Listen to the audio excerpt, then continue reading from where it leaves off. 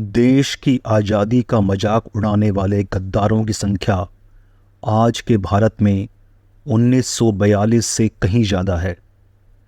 आवश्यकता है यह समझने की कि आज़ादी कैसे मिली।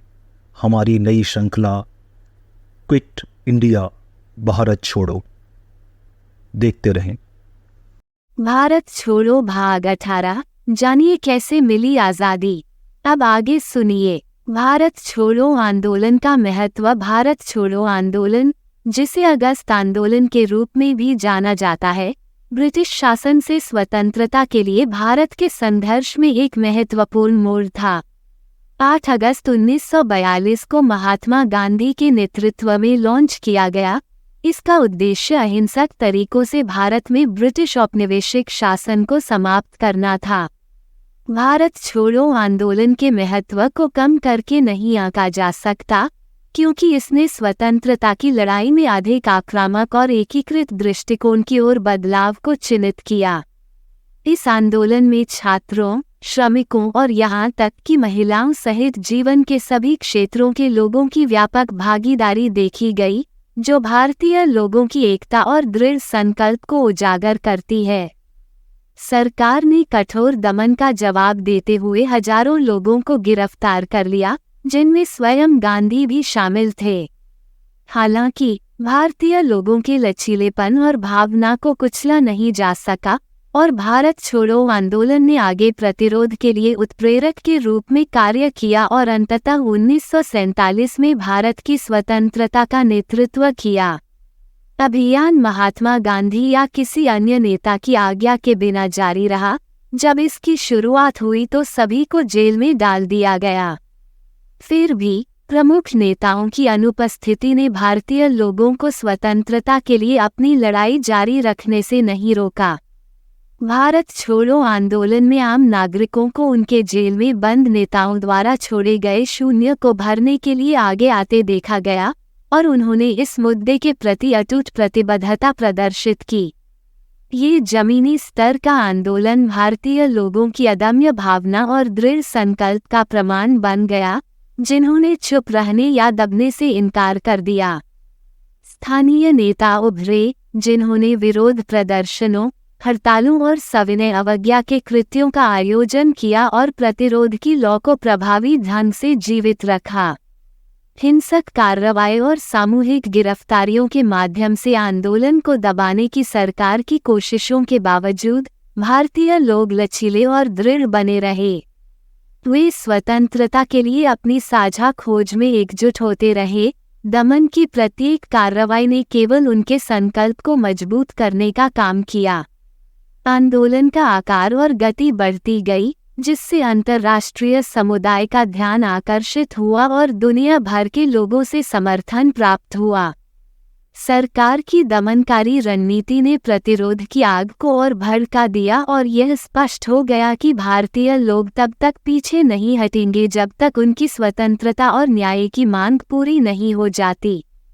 समाज के सभी वर्गों के लोग बड़ी संख्या में उपस्थित हुए।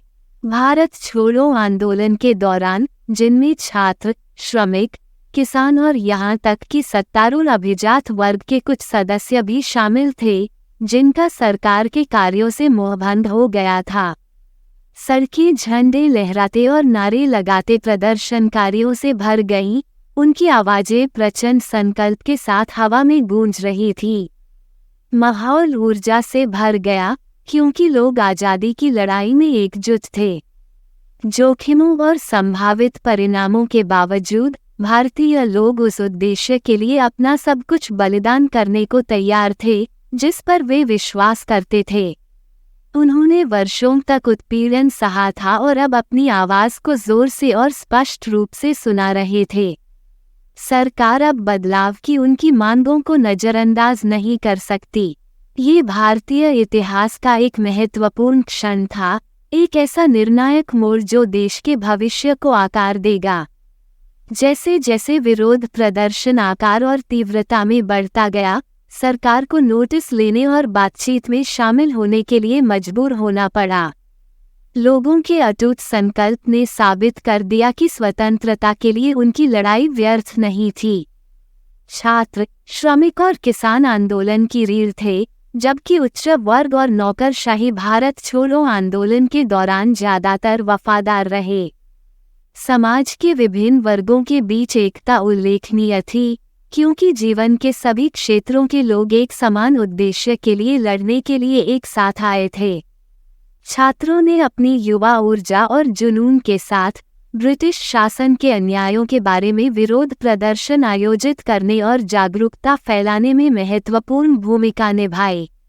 वे कई शांतिपूर्ण प्रदर्शनों और हड़तालों के पीछे प्रेरक शक्ति थे जिन्होंने औपनिवेशिक प्रशासन को पनडुब्बी बना दिया था।